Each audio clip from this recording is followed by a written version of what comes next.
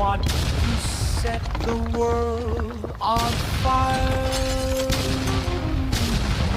with a love that's impossible to deny. Ignite the passion, let it spread high. A flame that lights up the darkest sky.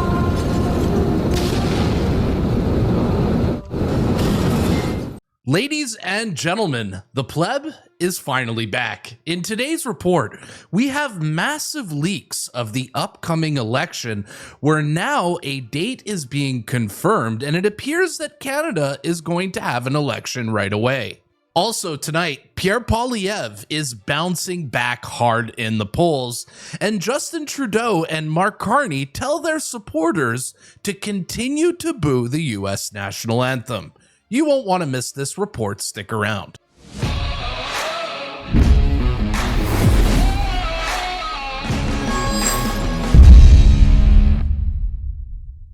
Before we start this report, many of you are still emailing me and telling me in my comments that you have been unsubscribed from my channel. So all I ask before we start this report, just double check if you're still subscribed, because election season is here in Canada and you won't want to miss the updates. Well, folks, it is good to finally be back home in my studio with my YouTube plaque, my silly pictures, and most importantly, my bag of crickets. Tonight's first story is going to be about the tariffs here in Canada that went into effect, and from the looks of it, it appears that the Liberals are quite happy that it's happening. According to the CBC this morning, President Trump and his administration reached out to the Trudeau government and offered to renegotiate the tariffs. And guess what?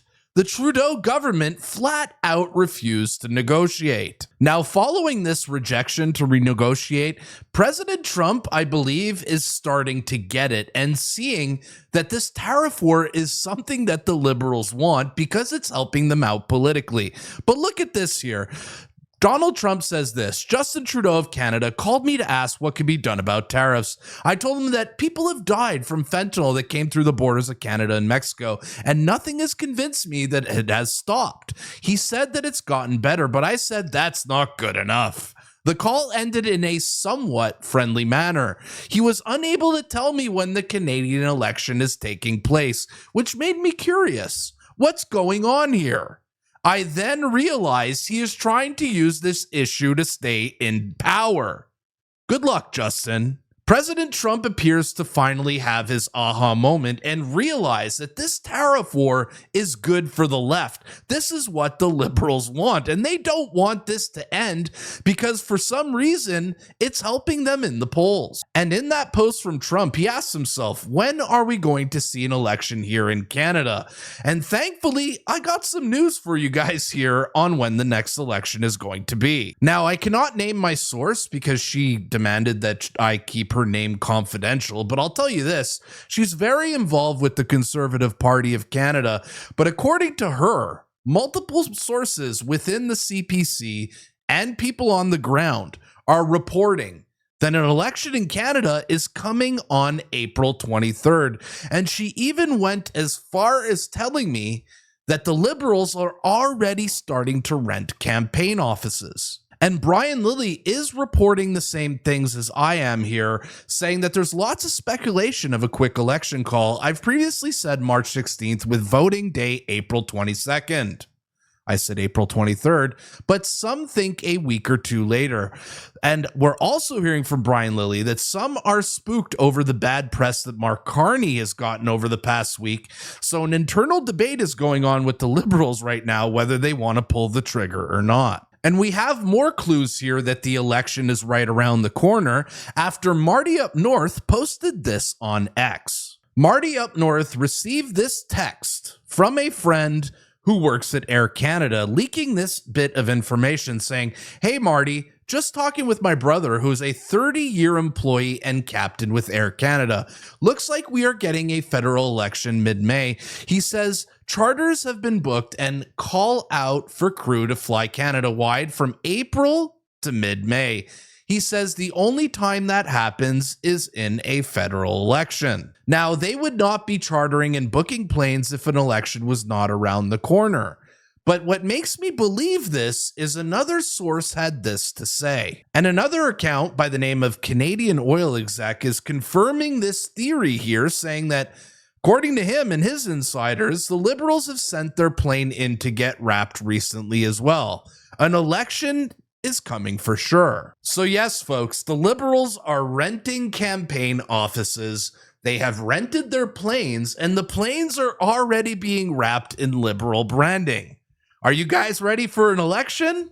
Because I am. And with the election right around the corner, it appears that things are looking up and up for Pierre Poilievre, whose polling numbers appear to be finally turning around, where Léger put out this poll here, having the Conservatives at 43% and the Liberals at 30%. Now, the reason this excites me is the fact that the Léger polling company was the most accurate pollster of the last two elections, and they think the Conservatives are going to win big. And with this latest Léger poll, this would put the Conservatives back above 200 seats, modeled at 204 seats here, which brings me hope, because the last couple of weeks, I won't lie, has absolutely depressed me, seeing the Liberals resurrect in the polls, having done absolutely nothing to deserve it.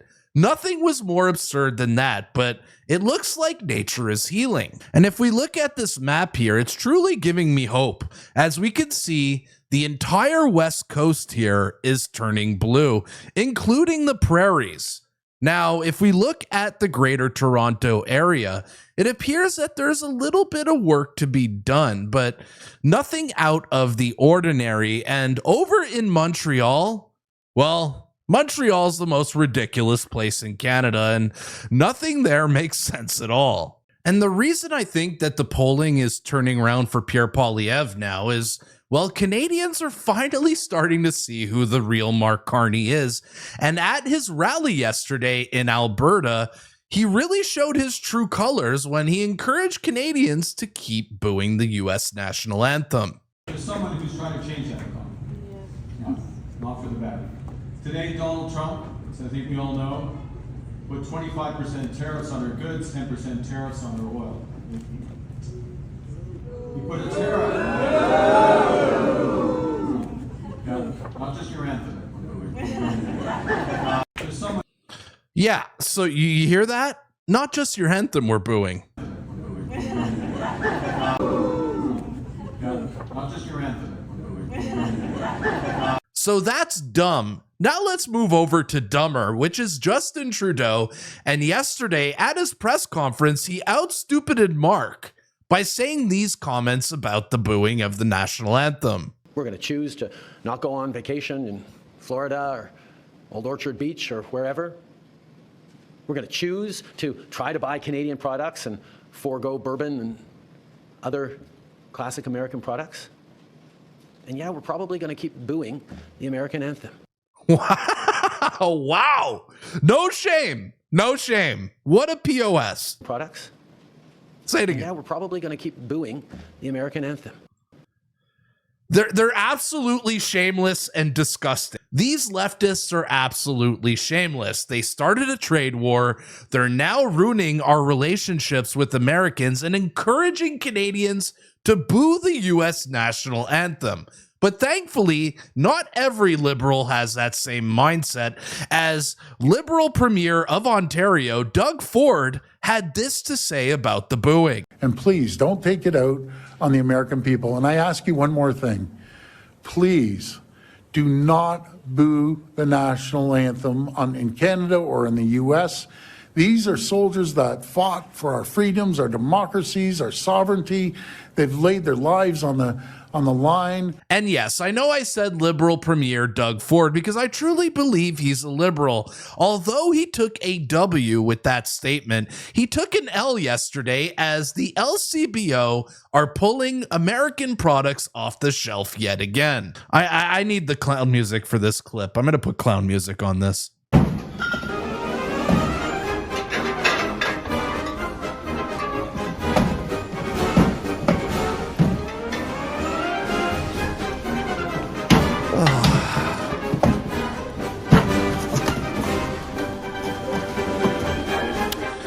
that, Donald Trump. And the most insane part about that is the fact that the LCBO, the Ontario government, already purchased those bottles. So why not sell them off and not reorder more?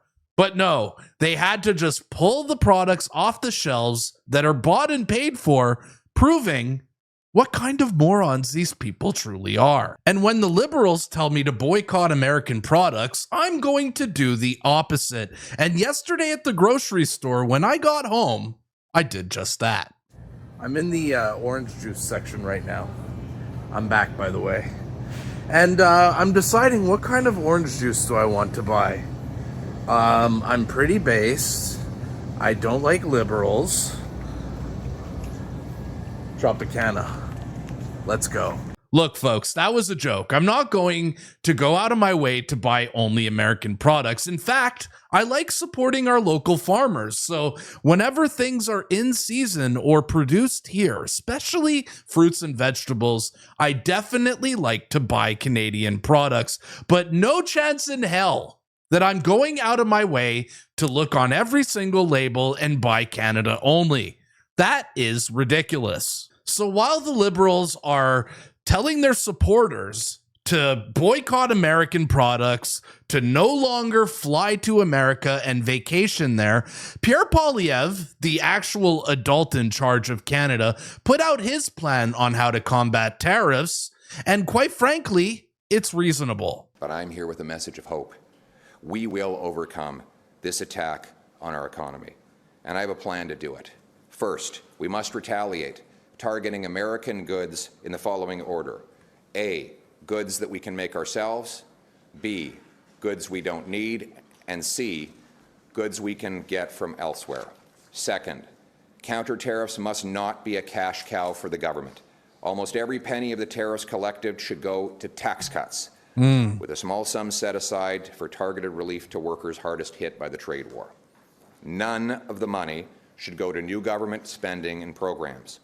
We must not allow politicians to dishonestly use this crisis to once again launch a debt-fueled, money-printing spending spree that will drive up inflation and further destroy the working class and hit the poorest people the hardest. Facts. Third, we must immediately pass a bring-it-home tax cut on work, investment, energy, and home building. The idea is to neutralize the cost of the tariffs with lower taxes and incentivize massive new investment in building stuff here in this country. The obvious place to start is to get rid of the liberal carbon tax, then axe the sales tax on new homes. We need to reverse the liberal capital gains tax hike and slash income tax so that hard work pays off and you bring home more of each dollar you earn. I like Fourth, that. We must immediately repeal the liberal No New Pipelines Law, C-69, a law that not only blocks all pipelines but stops mines, refineries, export plants, and all kinds of other energy infrastructure and makes us hopelessly reliant on one customer, the Americans, a customer we cannot count on anymore. We must greenlight LNG plants that liberals say there is no business case for so that we can no longer have to sell our 100% of our LNG, our gas exports to the Americans. We can sell it to Asia and Europe and help break the European dependence on Putin, turning dollars for dictators into paychecks for our people. 5, you know what industry Donald Trump does not control in Canada? Home building. It is a homegrown industry. We must get rid of all taxes and red tape to unleash the biggest home building boom this country has ever seen, bigger than the post-war boom when our heroes were coming back from that war. We need to build homes faster than ever, and that means removing the bureaucracy, the red tape, the taxes, and the gatekeepers, and I will make it happen. That will also boost the demand for softwood lumber. The loggers are suffering after Biden hit them with tariffs already. And 6, let's get our provinces together to knock down trade barriers so that we can lower prices and boost wages for our people. 7, we must secure our borders and rebuild our military to assert our sovereignty and strength in the world. All these things, axing taxes, building homes, unleashing construction of our resources, fixing the budget, stopping crime, all of these things were conservative fixations before the tariffs. Now they are even more necessary. But none of these things have happened in the last 100 days since Trump first launched his tariff threats. Look behind me. Parliament has been closed. Liberals shut it down to focus on their political battles. Shameless. So the job-killing carbon tax is still in place. The sales tax is still in place on new homes. The No New Pipelines law still in place. The massive inflationary deficits still in place. Not one law has been changed. Not one tax has been cut. Not one action has been taken to free us from the grip of Trump and the U.S. We need change, and we will get change. It will be tough. Pierre's plan: unleash the economy, cut taxes, fix the border, stop the crime. In my opinion, I think Trump is going to like working with Pierre Poilievre. And as you saw earlier in the show, I think Trump is finally waking up that what he's doing is harming Pierre Poilievre. I think Trump is going to pivot in the near future, and I think Trump and Poilievre are going to work great together. And in our last clip of the night here, I got a little bit of hope for you guys, as not every single Canadian is a complete sheep. And this Canadian hero stood outside the Bell Centre and called out his fellow Canadians for booing the national anthem. First off, I'm Canadian. You boo the national anthem? How classist are you, Canada? How classist are you, Quebec? You put fucking tariffs on I'm us. Quebec. It don't matter. It's a hockey game. You call yourself a fan? You can't be a good sportsman? Then you know what? Shame on you, Montreal. Why don't you shut up and let a real fan talk? Whoever this guy is, I would buy him a beer immediately. Not every single Canadian is a sheep or an NPC. You'll love to see it. All right, guys, that's a wrap here for today's episode, but I want you to tell me in the comments down below, do you believe that the election is coming at the end of April, like many sources have reported to me? Are you not buying it? I want to know what you think about that in the comments down below. And if you guys want to support this channel, you know how to do it. Like, share, comment, subscribe. It is good to be back. We are going to smash content here leading up to the next Canadian election. My name is The Pleb, and I'll see you at the next one. Peace.